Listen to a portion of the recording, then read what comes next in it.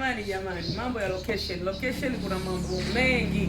Hapa tuko Minaki, huko njia kwenda Kisarawe kwenye forest inaitwa Tanzania Forest Service. I say pana hali ya hewa nzuri sana. Na hapa pana mgahawa unaitwa Inamata. Mgahawa unaitwa Inamata. Yaani kwanza mazingira yake tu unayaona yanapopendeza, yanapovutia. Mazingira mazuri kweli kweli.